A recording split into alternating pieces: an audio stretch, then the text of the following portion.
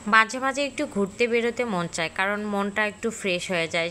দেখা যায় সারাদিন অনেক কাজ করার পরে মনটা অনেক খারাপ হয়ে যায়, আর মাঝে মাঝে ঘুরতে বেরোলে সব কাজে মন বসে এবং ভালো লাগে। আর বাচ্চাদের তো ঘুরতে যাওয়ার কথা শুনলে ওরা তো মহা খুশি, কারণ অনেক দিন যাবৎ হচ্ছে আমরা চাচ্ছি যে একটু বাইরে ঘুরে আসি, কিন্তু এই সময়টাই পাচ্ছি না। বাচ্চারাও একটু ঘুরতে গেলে ওরা যদি খেলার জায়গা পায় তাহলে তো কথাই নেই, অনেক খুশি।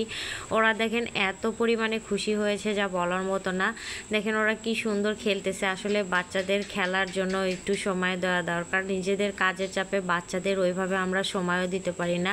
আমি বলবো প্রত্যেকটা বাবা মা একটু সময় করে বাচ্চাদের সময় দিবেন, কারণ বাচ্চাদের সাথে সময় না কাটালে ওরা আস্তে আস্তে নিজেদের সাথে আমাদের মানে বাচ্চাদের সাথে আমাদের অনেকটা দূরত্ব তৈরি হয়ে যায়।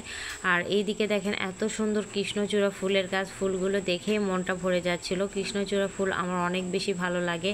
আর এটা যে কি বানিয়েছে আমি বুঝতে পারলাম না। গাছের এটা হচ্ছে এক ধরনের গাছ, আমি এটা কি গাছ জানি না, তবে এটা দিয়ে যে ওরা কী বানিয়েছে সেটাও বুঝতে পারলাম না। আর এখানে দেখেন কতগুলো কৃষ্ণচূড়া ফুলের পাপড়ি পড়ে আছে, পাপড়িগুলো ঝরে গেছে। আর এই ফুলগুলো আমার কাছে ভীষণ ভালো লাগে। এই ফুলটা দেখলে অনেকটা ভালো হয়ে যায় মন। এদিকে এই পাশটা হচ্ছে কফি শপ। কফি শপে আমরা কফি খাই নাই, কারণ কফি খেতে ইচ্ছে করছিল না, মনে চাচ্ছিল একটু ভারী কিছু খাই। যেহেতু বিকাল পেরিয়ে সন্ধ্যার দিকে প্রায় হয়ে এসেছে, এই কারণে আমরা একটু কফি শপ সেরে ওইদিকে যাচ্ছিলাম। এদিকে বাচ্চারা ছবি তুলতেছিল। ছবি তোলার সময় দেখেন আমার মেয়েটা প্রচুর দুষ্ট দৌড়াদৌড়ি করতেছিল। এটা কোথায় কোন জায়গা, যারা যারা চেনেন অবশ্যই কমেন্ট করে জানাবেন, আর যারা যারা জানেন না তাদেরকে বলে দিচ্ছি, এটা হচ্ছে গিয়া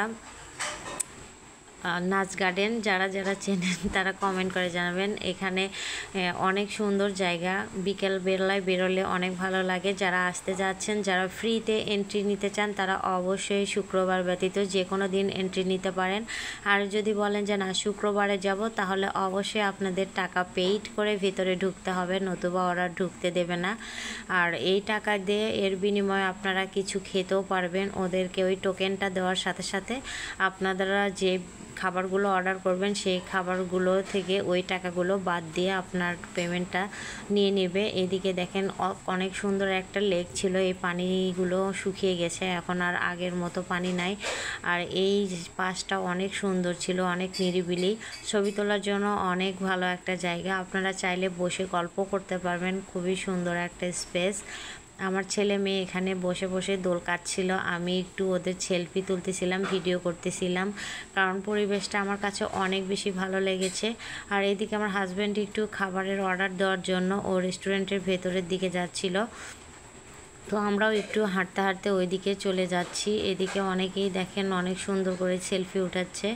তো আমার কাছে বেশ ভালোই লেগেছে এই জায়গাটা। বগুড়া মোমোইনের পরেই এই জায়গাটা মোটামুটি সুন্দর, তবে মোমোইনটা বেশি সুন্দর। আর এইদিকে আমার মেয়ে দেখেন কাঠগোলাপ 2 কানের ভেতর ঢুকিয়ে নিচ্ছে, মানে ও সাজুগুজু করতে প্রচুর পছন্দ করে, ওর অনেক বেশি পছন্দ সাজুগুজু করা।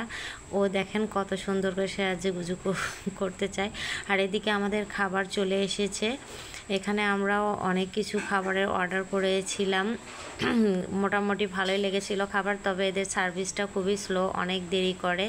এখানে আমরা নান রুটি আর হচ্ছে চিকেন গ্রিল, তারপরে চাউমিন আর একটু ফ্রেঞ্চ ফ্রাই অর্ডার করেছিলাম।